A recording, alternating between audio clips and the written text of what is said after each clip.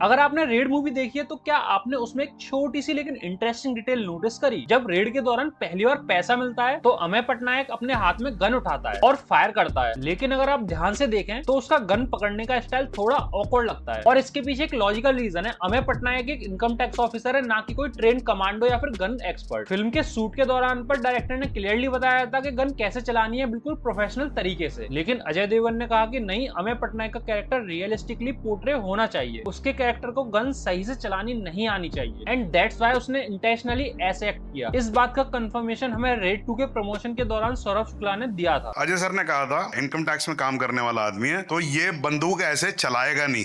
एक और इंटरेस्टिंग बात, मूवी एक्चुअली में एक रियल इंसिडेंट से इंस्पायर्ड है, लेकिन स्टोरी काफी हद तक फिक्शनल है। जैसे फिल्म में रेड की डेट 9 अक्टूबर 1981 दिखाई गई है, लेकिन असली रेड हुई थी 16 जुलाई 1981 को, और जिसके घर पर असली रेड पड़ी थी उसका नाम था सरदार इंदर सिंह, जबकि मूवी में उसे रामेश्वर सिंह दिखाया गया है। इसी तरह बाकी कैरेक्टर्स के नाम भी फिक्शनलाइज्ड हैं। मूवी की स्टार्टिंग में हमें अजय देवगन सुबह 4:30 बजे अलार्म से उठते दिखाई देते हैं। थोड़ी देर बाद उनकी वॉच टाइम 5 बजे दिखाती है। इस आधे घंटे के टाइम गैप में हमें कुछ उसके रेडी होने के शॉट्स भी दिखाए जाते हैं। ये एक सटल लेकिन इफेक्टिव टाइम कंटिन्यूटी का रेफरेंस है। अक्टूबर का महीना दिखाया गया है जिसमें हल्की ठंड भी महसूस होती है, जिस हिसाब से कैरेक्टर्स के कपड़ों से रियलिस्टिकली पोर्ट्रे किया गया है। मूवी के टाइटल स्क्रीन में भी डिटेल्स छुपी हुई हैं। इंग्लिश टाइटल रेड में एक स्टेम दिखाई देती है जो रेड का सिंबल है, और ईयर भी लिखा हुआ है 1981। हिंदी टाइटल में स्टैम्प के ऊपर उत्तर प्रदेश लिखा गया है, क्योंकि असली रेड यहीं पर हुई थी। अब अगर तुमने ध्यान दिया हो तो पूरी मूवी में अजय देवगन का कैरेक्टर किसी से भी नहीं डरता, लेकिन जब बात उसकी बीवी पर आती है तो उसका डर क्लियरली नजर आता है। ये इस बात का इंडिकेशन है कि वो अपनी वाइफ से दिल से मोहब्बत करता है, रियल लाइफ और मूवी दोनों में। इस सीन में जब अमेय पटनायक अपने पर्स से पैसे निकालता है तो उसमें बीवी की फोटो दिखाई जाती है। It's a beautiful touch to show that deep bond. Movie में आगे क्या होने वाला है इसका हिंट हमें स्टार्टिंग के इस सीन में ही दे दिया गया था, जब रामेश्वर सिंह ईमानदार ऑफिसर्स की बात कर रहा होता है और कहता है हमसे ही कोई नहीं टकराता। सर हमसे ही नहीं टकराते हैं। तो अजय देवगन कहता है चलिए हम टकराएंगे। चलिए हम टकराएंगे। इसके अलावा अमेय पटनायक की कैरेक्टरिस्टिक्स हमें इसी सीन में दिख जाती है कि अपने वर्क को लेके कितना सीरियस है, जब वो रामेश्वर सिंह के बारे में सब कुछ खुद ही बता देता है। जमींदार, ठेकेदार, कारोबारी, बाहुबली। दैट मीन्स वो शहर के हर बड़े पॉलिटिशियंस और बिजनेसमैन का रिकॉर्ड अपने पास रखता है। इसके बाद अजय देवगन फिर दारू पीकर जब अपने घर आता है तो उसकी बीवी बोलती है बदबू आ रही है रम की, वही घोड़ा छाप है क्या? बदबू आ रही है रम की, वही घोड़ा छाप है क्या? तो अब अगर तुमने ध्यान दिया हो तो इस सीन में अजय देवगन सच में घोड़ा छाप दारू पी रहा होता है। फिर अमेय पटनायक जब फाइनली रेड मारने जाता है तो वो स्लीपर्स में जाता है, जो कि मेटाफोरिकली रिप्रेजेंट करता है उसकी पास्ट स्टोरी को, जब उसे स्लीपर्स में एंट्री नहीं दी गई थी क्लब में, जहां रामेश्वर सिंह भी आया हुआ था। बिना शूज अंदर जाना अलाउड नहीं है सर। रेड के टाइम पर जब सब लोग मंदिर वाले कमरे में घुस रहे होते हैं या घुस जाते हैं तो सब लोग सर झुकाते हैं या फिर हाथ जोड़ते हैं भगवान के आगे, लेकिन अमेय पटनायक ना सर झुकाता है ना हाथ जोड़ता है, उल्टा हैंड्स फोल्ड करके खड़ा हो जाता है, जो कि थोड़ा रूड माना जाता है सोशली। अब इसका एक ही रीजन था कि अमेय पटनायक एक नास्तिक था, जिसका हिंट हमें इस वाले सीन में मिल गया था जब पहली बार वो रेड की इन्फॉर्मेशन लेने मंदिर जा रहा होता है रात को। तो उसकी बीवी उसको कहती है तुम तो नास्तिक हो ना, मंदिर क्यों जा रहे हो? मंदिर जा रहा हूँ। लेकिन तुम तो नास्तिक हो। जब रेड में रामेश्वर सिंह का पैसा पकड़ा जाता है तो रामेश्वर सिंह अमेय पटनायक को ऑफर देता है कि इसमें से 5 लाख रुपए तुम रख लो। इसमें से 5 लाख रुपया जो है हम तुमको नकद देंगे। अब कुछ लोग सोच रहे होंगे कि 5 लाख तो बहुत ही कम है, लेकिन भाई मैं तुम्हें बता दूं ये 5 लाख 1981 के 5 लाख हैं, जिन्हें अगर आज की डेट के हिसाब से कन्वर्ट करोगे तो ये लगभग 1 करोड़ रुपए बैठेंगे। इसके अलावा ये जो रेड हुई थी 420 करोड़ रुपए की रेड हुई थी, जो कि उस टाइम की सबसे बड़ी रेड इन हिस्ट्री मानी गई थी। अब अगर इसी 420 करोड़ को 2025 के अकॉर्डिंग कैलकुलेट करोगे तो लगभग 90,000 करोड़ का टोटल बैठेगा। भाई साहब, इस मूवी की एक बात मुझे और अच्छी लगी कि इन्होंने हर चीज 1981 के हिसाब से दिखाई है, चाहे फिर वो रेड कन्वर्जन हो या फिर अमेय पटनायक की इनकम। इसके अलावा इस सीन में भी जब यहाँ रेड में पैसे पकड़े जाते हैं तो इधर नोट भी पुराने 1981 के टाइम के दिखाए जाते हैं। फिर नेक्स्ट डिटेल आती है इस वाले सीन से, जहाँ पर रामेश्वर सिंह बंदूक निकाल के ला रहा होता है दुनाली और गलती से फायर कर देता है, जिसके बाद छत से सोना गिरने लगता है। इसे देख के अमेय पटनायक अपने हाथ में दुनाली लेता है और फायर करता है। अब अगर तुम ध्यान दोगे तो वो फायर करते ही गन को रीलोड करता है। अब ये जो गन थी वो दुनाली थी, जिसमें 2 शॉट्स के बाद इसे रीलोड किया जाता है। तो फर्स्ट शॉट रामेश्वर ने मारा था एंड सेकंड शॉट मारा था अमेय पटनायक ने, जिसके बाद उसे रीलोड करनी पड़ी, जिस चीज को डायरेक्टर ने बारीकी से पकड़ा और इस सीन में डाल दिया। अगली डिटेल में जान के तुम्हें थोड़ी सी हैरानी होगी, लेकिन ये वाला जो सीन है ना, जहाँ पर रामेश्वर सिंह रेड के दौरान जब मैडम प्राइम मिनिस्टर से मिलने जाता है तो इधर इस फ्रेम में कुछ शख्स दिखाए जाते हैं वेटिंग एरिया, जहाँ इधर ये जो शख्स दिखाया गया है ये एक्चुअली में हर्षद मेहता है। अब वैसे तो टाइमलाइन के अकॉर्डिंग हर्षद मेहता मुंबई में जॉब के साथ साथ स्टॉक मार्केट में पैसे लगा रहे होते थे, जिसके अकॉर्डिंग उन्हें इस जगह दिखाना थोड़ा सा गलत हो सकता है, या फिर हो सकता है वो रियलिटी में किसी काम से गए हो, क्योंकि यही वो ईयर्स थी जिसके बाद उन्होंने अपनी ग्रोमो कंपनी खोली थी। वैसे क्या तुमने एक चीज पर ध्यान दिया, जब रामेश्वर सिंह रेड रुकवाने के लिए मैडम प्राइम मिनिस्टर तक पहुंच जाता है तो प्राइम मिनिस्टर भी अमेय पटनायक को इंसिस्ट करती है रेड रोकने के लिए। मतलब एक आम आदमी है जो पागल बन के रहता है इस देश में, जो कि कानून के हिसाब से चलता है, रूल्स फॉलो करता है और अपना टाइम पे टैक्स भी भरता है। बाकी चाहे कोई हो, पैसे वाला हो, नेता हो या फिर इस देश का खुद प्राइम मिनिस्टर क्यों ना हो, उन्हें कॉन्स्टिट्यूशन से कोई मतलब नहीं है। सारे कॉन्स्टिट्यूशन हमारे लिए ही बनाए गए। और सबसे बड़ी बात, प्राइम मिनिस्टर ट्राई करती है रेड रुकवाने का, तो अमेय पटनायक उससे रिटर्न में ऑर्डर फैक्स करने को कहता है। आप प्लीज ऑर्डर साइन करके ऑफिस फैक्स कर देंगी। जिसे प्राइम मिनिस्टर फैक्स नहीं करती, क्योंकि उसे भी पता था अगर उसने रिटर्न में दे दिया तो उंगली उस पर भी उठेगी। आप रिटर्न ऑर्डर्स पे इतना क्यों इंसिस्ट कर रहे हैं? जब पटनायक की बीवी पर अटैक हो जाता है तो वो अपने ड्राइवर से कहती है जल्दी से पीएससी हेडक्वार्टर्स में ले चलो। पीएससी हेडक्वार्टर्स ले चलो। अब इस सीन का रेफरेंस हमें मूवी की स्टार्टिंग में ही दे दिया था। जब मिस्टर एंड मिसेस पटनायक से उनका ड्राइवर पूछता है कि कहाँ ले चलूं, तो मिसेस पटनायक कहती हैं